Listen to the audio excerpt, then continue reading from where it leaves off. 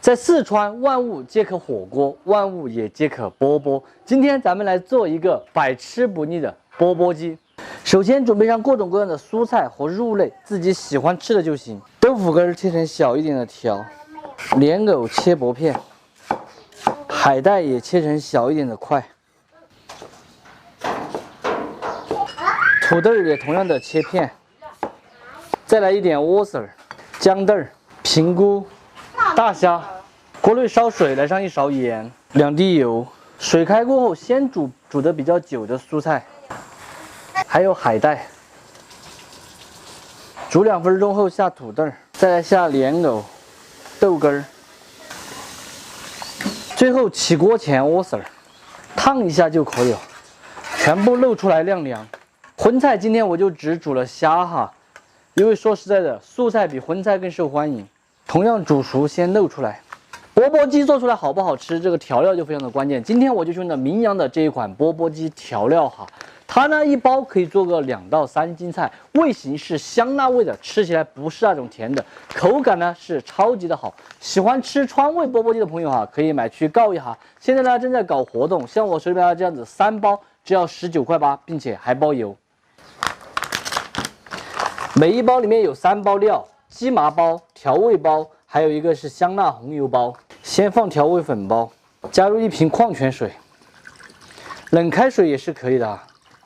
条状的，倒入香辣红油料包，炒熟的鸡麻包。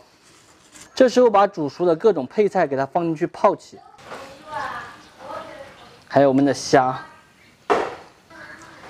最后给它甩上几口性感的葱花，美味继承。咱们今天的钵钵鸡就算做好了，泡半小时之后吃会更加的入味。整道菜做法超级的简单，吃起来是香辣入味，特别好吃。喜欢的朋友可以收藏着，有时间的时候买2包调料，咱们自己在家里面试着做。不喜欢的就免费看完撒锅了。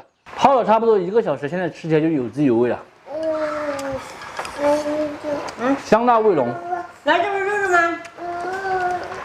还要吃虾。你看我这一包料煮了这么多东西。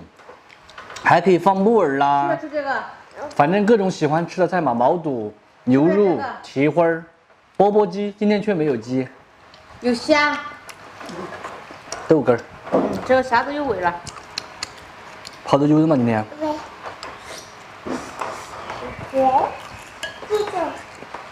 这个钵钵鸡一定要泡了才好吃啊！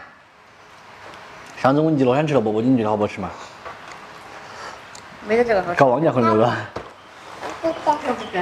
啊？我想不起吃钵钵鸡。黄鸡肉去第一家前头川鸡里头。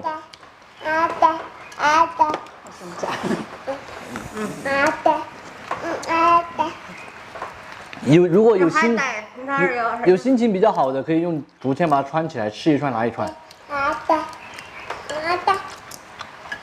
要海带吗？这个吗？